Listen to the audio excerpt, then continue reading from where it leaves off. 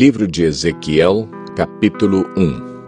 Era o 5º dia do 4º mês do 30º ano, e eu estava entre os exilados, junto ao rio Quebar. Abriram-se os céus, e eu tive visões de Deus. Foi no 5º ano do exílio do rei Joaquim, no 5º dia do 4º mês.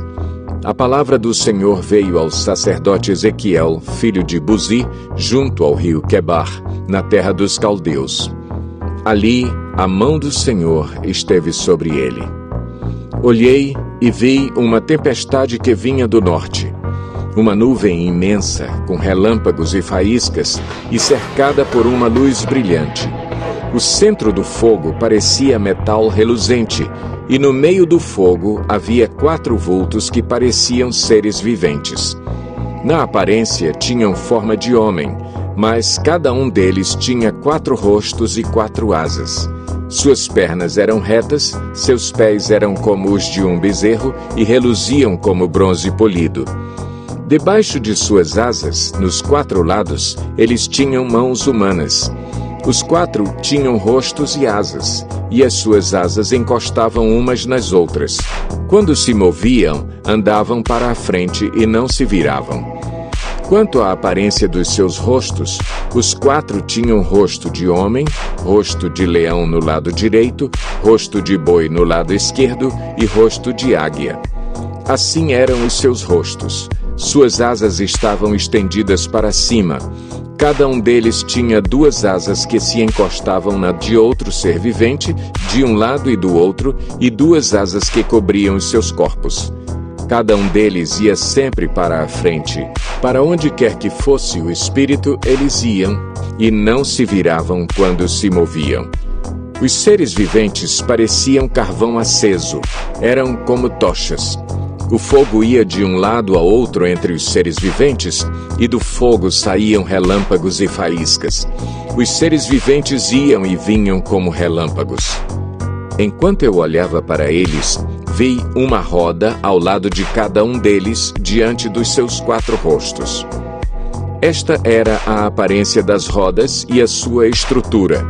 Reluziam como o berilo. As 4 tinham aparência semelhante. Cada roda parecia estar entrosada na outra. Quando se moviam, seguiam nas 4 direções dos 4 rostos e não se viravam enquanto iam. Seus aros eram altos e impressionantes e estavam cheios de olhos ao redor. Quando os seres viventes se moviam, as rodas ao seu lado se moviam. Quando se elevavam do chão, as rodas também se elevavam. Para onde quer que o espírito fosse, os seres viventes iam e as rodas os seguiam, porque o mesmo espírito estava nelas. Quando os seres viventes se moviam, elas também se moviam. Quando eles ficavam imóveis, elas também ficavam. E quando os seres viventes se elevavam do chão, as rodas também se elevavam com eles, porque o mesmo espírito deles estava nelas. Acima das cabeças dos seres viventes estava o que parecia uma abóbada, reluzente como gelo e impressionante. Debaixo dela, cada ser vivente estendia 2 asas ao que lhe estava mais próximo e, com as outras 2 asas, cobria o corpo. Ouvi o ruído de suas asas quando voavam. Parecia o ruído de muitas águas, parecia a voz do Todo-Poderoso. Era um ruído estrondoso como o de um exército. Quando paravam, fechavam as asas. Então veio uma voz de cima da abóbada sobre as suas cabeças, enquanto eles ficavam de asas fechadas. Acima da abóbada, sobre as suas cabeças, havia o que parecia um trono de safira, e, bem no alto, sobre o trono, havia uma figura que parecia um homem. Vi que a parte de cima do que parecia ser a cintura dele parecia metal brilhante, como que cheia de fogo, e a parte de baixo parecia fogo, e uma luz brilhante o cercava.